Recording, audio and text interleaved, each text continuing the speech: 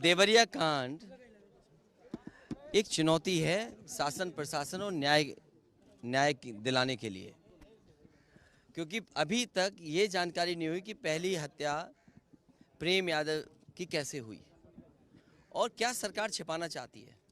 जो zero tolerance की बात करते थे उन्हें कई अधिकारियों को सस्पेंड करना पड़ा, और अगर अधिकारियों को सस्पेंड किया तो इसका मतलब ये है कि सरकार ये स्वीकार कर रही है कि अधिकारियों की नाकामी रही है, जिसके कारण इतनी बड़ी घटना हो गई।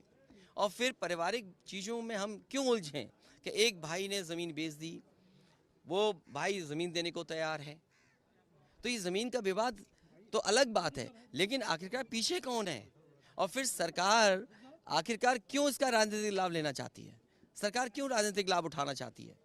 जीरो टॉलरेंस की बात जो करते हैं उन्हें कम से कम पूरा का पूरे दोनों परिवारों को न्याय दें। सर ये एक परिवार से मिलने के लिए गए थे, वहाँ पे मिला नहीं परिवार आपको, तो इसके पीछे क्या आप मानते हैं? देखिए, मैं तो परिवार से मिलने आया, घटनास्थल गया, उस गांव में भी गया जहां घटना हुई और श्रद्धांजलि भी दी जो परिवारों की जान गई है, और इस परिवार से मिला। हमारे अंदर समाजवादियों के जितने साथी हैं वो सब चाहते थे कि दोनों परिवारों से मिलें। अगर वो परिवार नहीं मिलना चाहता, इसके लिए मैं क्या कर सकता हूँ। अगर वो परिवार नहीं मिलना चाहता है तो हम नहीं मिले।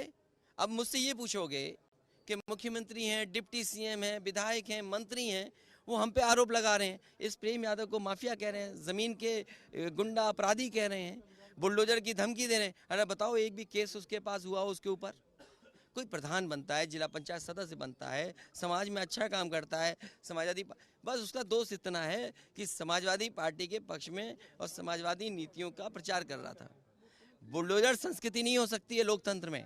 और जो लोग अरे बुलडोजर क्या कार्रवाई करेगा, तुम और भड़काना चाहते हो? अरे ले जाओ ना, तुम मुख्यमंत्री से ले आओ ना बुलडोजर, तुम ले आओ पत्रकार भाई, तुम्हारा मन कर रहा हो तो। सर यहाँ भी नोटिस चिपका दिया गया है, आपने नोटिस देखा? तो ये क्या, अधिकारी क्या है, सरकार के सारे पे काम करे। इसीलिए मैंने कहा शासन प्रशासन के लिए और न्याय के लिए देवरिया कांड एक चुनौती है।